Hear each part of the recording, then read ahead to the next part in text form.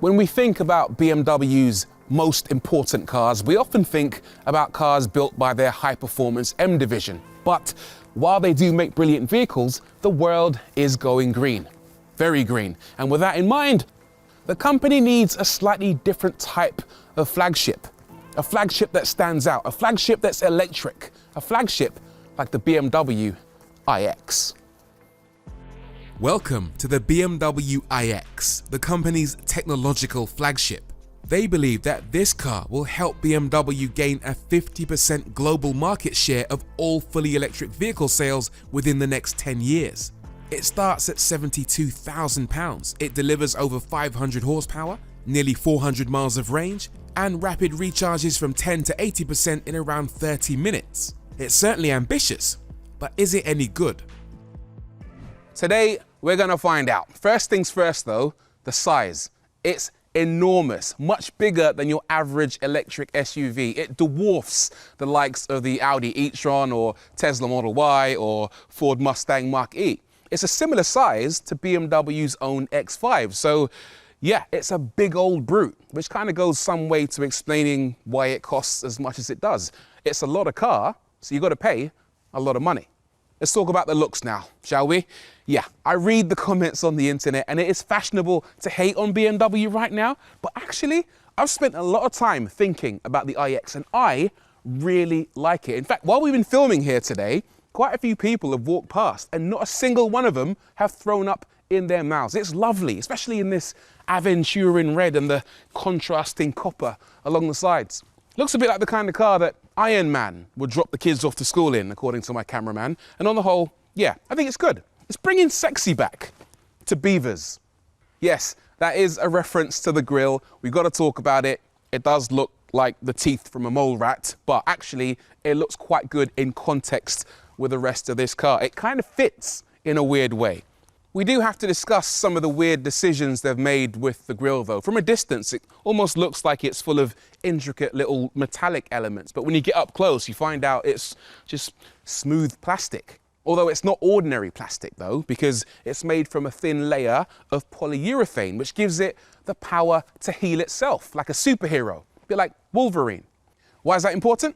Well, let's just say you park up in a dodgy area and somebody comes along and decides they don't like BMW's recent design direction and they don't like beavers and they decide to vandalize your precious new iX.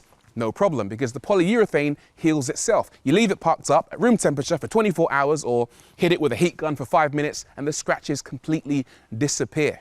Why is that important? Well, it's because behind this enormous grille are a set of sensors that allow the car to see the world in front of it. And if it has scratches, well, then the visibility won't be as good. So it's actually quite a clever feature. I'll tell you what else is a good idea. Behind the grille is a heated element, which allows it to melt away ice and snow in the winter, again, to allow the car more visibility of the world ahead. One other thing I want to point out is the fact that you cannot open the bonnet on an iX. If you see an open iX bonnet, that means something has gone horribly wrong because only BMW's technicians can open the bonnet, which is a bit of a shame. It means there's no front trunk. And you might ask yourself, quite rightly, how do you fill up the washer fluid? Well, you do this. Push that button on the BMW logo and pour your water in there. It's quite a nice, elegant solution.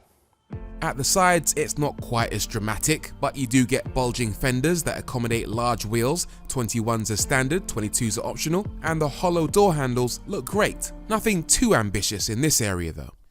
Far more interesting is the back end. I think this is probably my favorite angle on this car. I particularly like what they've done on the C-pillar with this cutout gloss black section with the iX logo embossed. Makes the roof almost look as if it's floating in midair. Then you've got this little spoiler section at the top, and then you come to the rear itself, which is just full of lovely, flowing, contoured lines. The whole thing looks absolutely sensational to me. I especially love these rear lights, which are super thin and mirror the design of the headlights in just a really well thought out way.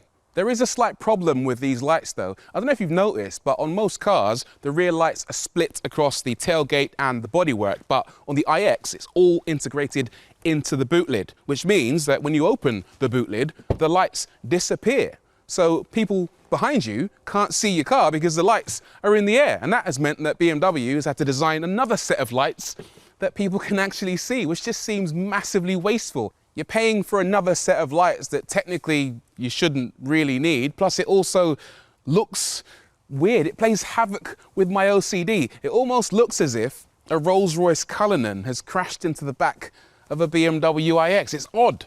Plus it eats into the space of this car. Look how thick that is. That is a 500-litre boot, which is much smaller than the 650-litre boot you get in a BMW X5. It's much smaller than the boot you get in a Tesla Model Y, which is a smaller car. I don't think I've ever seen a car this big with a boot this small. Right, let's have a look inside. The back of the iX is hugely spacious, loads of legroom and a tremendous amount of headroom. This is actually helped by a clever Sky Lounge sunroof design which can be electrochromically shaded. That means you just push a button and the world disappears. There are also 2 USB ports in the back seats, an attachment point for various accessories like coat hangers and tables, and of course rear seat climate controls. It's great back here. No matter what you might think about the BMW iX's exterior design, I don't think we can argue about this car's interior design because it is stunning and I won't hear a bad word said about it. This is what happens when a manufacturer gives its design team the freedom and encouragement to create something cool. This is sensational. I love pretty much everything about it. I love the shape of the dashboard. I love the design of the seats. I love the shape of the steering wheel. It's not even a wheel, is it? It's like a dodecahedron, but it's great. I love the shape of the floating center console and this curved display. Look at that. People are still just slapping iPads onto dashboards, but BMW have put some thought into it. It's exceptional. It's got a 12-inch display for your driver information and a 15-inch diagonal display for all your infotainment stuff. You control it using your fingers because it is obviously a touchscreen. It's also got gesture control because it's a BMW.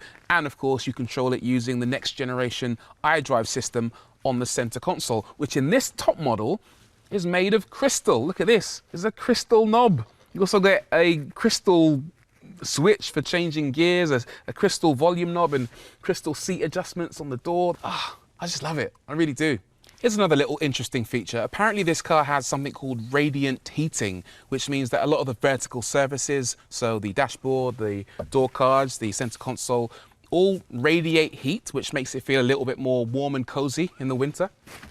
The center console does feel slightly warm. I don't know if that's in my head, but I'll take BMW's word for it. One more thing I'll point out is that the iX apparently is filled with a lot of sustainable materials. You might have noticed there's an olive leaf logo on the dashboard, which indicates that the dye used in the leather inside this car is sourced from olive leaf extract rather than horrible chemicals or animal extracts. Apparently it's a bit nicer for the environment. Of course, it is still full of leather inside here, but apparently that's sustainable leather as well. I don't know what that means. Does that mean there's a giant cow that even if you peel its skin off and wrap a BMW in it, it's still alive somehow? No idea, but love the cabin. Let's go for a drive. There are 2 versions of the BMW iX. There's the entry-level xDrive 40 and the top model, the xDrive 50. Both cars are pretty similar. The main differences being the size of the battery packs and the power of the electric motors. Today, I'm in the xDrive 50, but the driving experience is gonna be pretty similar. So anything that I say about this car pretty much applies to the lower level model as well. The first thing you notice about this car is how comfortable it is. It's really, really nice to sit in. These seats are lovely and you get this lovely sense of space and just general comfort whenever you climb aboard. The other thing you notice is how quiet it is. I know electric cars are generally quiet anyway, but this is a level above. I don't hear hardly any road noise. I don't hear any wind noise. I don't even hear any noise from the electric motors. Normally, you expect to hear a little bit of whirring, but even if I accelerate, this has got a great turn of speed, you don't actually hear that annoying high-pitched whine that you get from so many electric cars. Wow, refinement is on point. The other thing you notice about the iX is how adjustable the cabin is. There's so much movement in the steering wheel and also a lot of movement in the seats. You can basically customize the driving position to your heart's content. If I push the crystal knob on my seat adjustment on the door, just watch this for a second. I'll keep moving, I'll go as far forward as I can tolerate before the seatbelt starts choking me. But it doesn't matter what shape your body is or how tiny your arms are, you can always find the driving position that's comfortable in this car. The other thing is the suspension. It's brilliant. It makes the car so comfortable. You get air suspension as standard on the xDrive 50. It's an option on the 40. And let me tell you, it is buttery smooth. I'm getting a little bit annoyed with electric cars lately in that around 95% of electric cars that I've driven seem to have really busy suspension, very twitchy. It doesn't seem to settle on any electric car that I've driven this year. But this, in contrast, it just rides over imperfections in the road so well. It really is a highlight. It's wonderful. The ride is lovely. As for what it's like to drive, so easy. It's a big car, so maneuvering can be a little bit tricky, but it does help you out with a 3D camera system, which has cameras at the front and rear and on the sides. The cameras, incidentally, are self-washing, so if you press a button on the screen, it can actually clean the cameras to make sure they're always completely free of any mess and smears, so you can always see where you're going. But even when you're just driving around a fairly tight country road like this one, it doesn't feel too big and unwieldy. It's an easy car to maneuver. The steering is light, the brakes and the accelerator are really smooth. It's just a lovely, predictable, progressive car to drive. I really enjoy it. This one really is rapid. You put your foot down and it really takes off.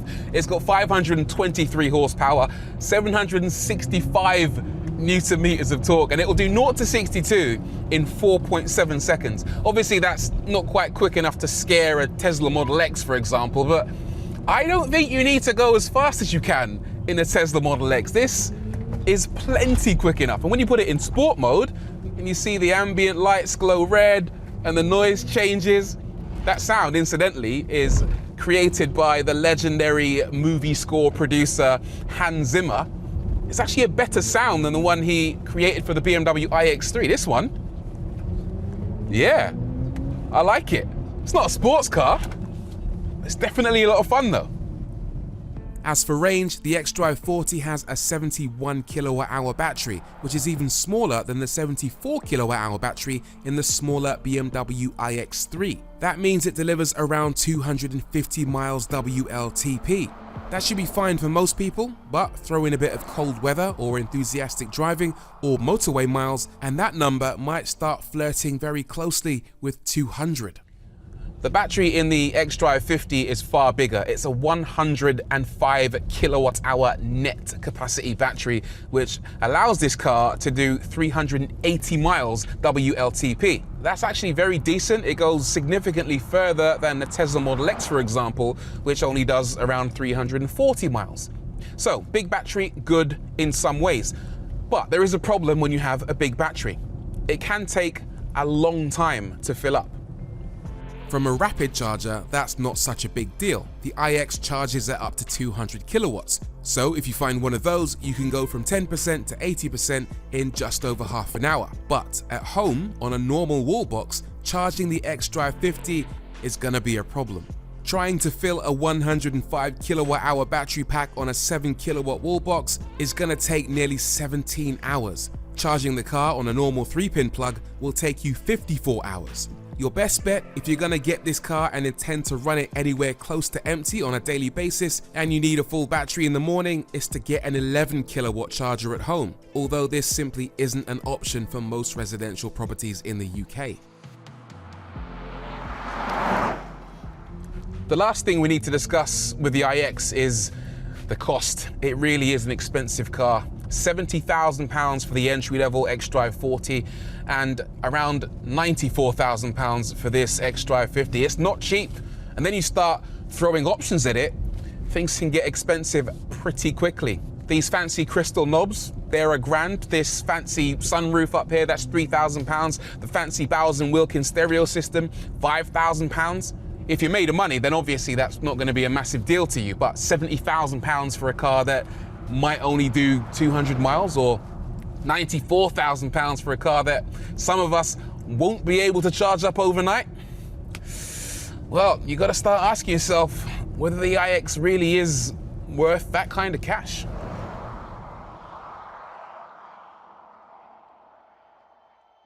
So is it worth considering the iX3? Well, it's a fantastic piece of engineering. As a technological flagship, it's a remarkable achievement, but it's certainly not for everyone. That price and the fact that most people can't charge one overnight means it's quite a niche product. But if neither of those things bother you, there's no denying it's one of the very best electric cars on the market today. If you can, then you absolutely should.